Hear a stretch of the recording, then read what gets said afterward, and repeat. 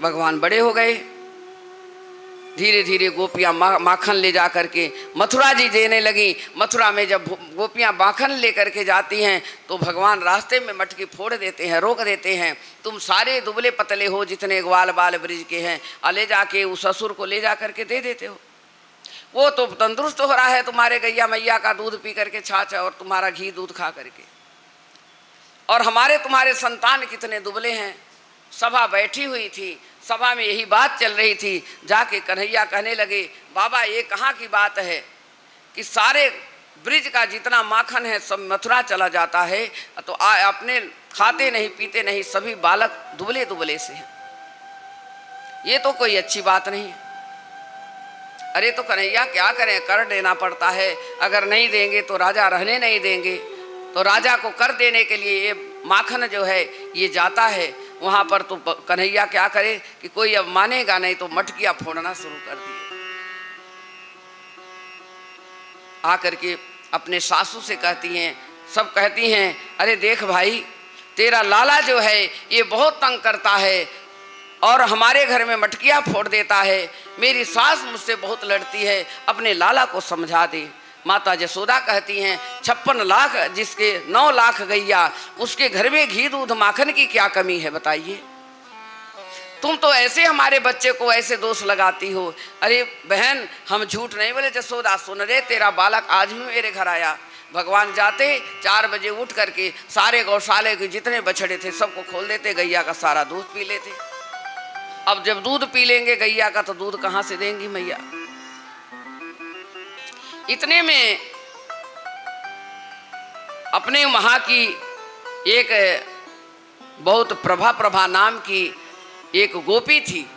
वो कहने लगी कि देखो ऐसा है, ये जो कृष्ण है ना ये बहुत तंग करता है, आज मैं इसको पकड़ करके लेके जाऊंगी। आज मैंने पकड़ लिया है इसको।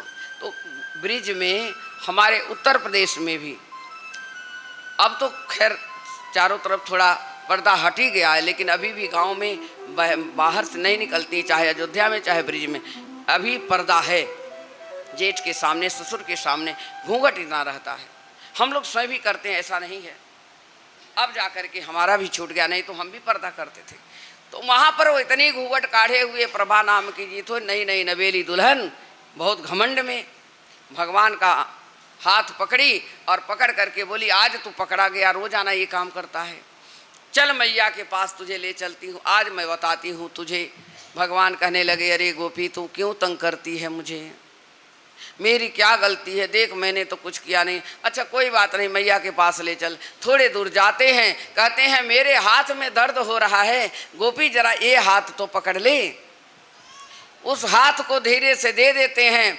पीछे पीछे उसका बालक आता है, कन्हैया कहाँ जा रहे हो? भाई देख तेरी माँ मुझे पकड़ के ले जा रही है। बालक को घूंघट में देखी नहीं, अपना हाथ छुड़ा लिए, उसी के बच्चे का हाथ पकड़ा दिए।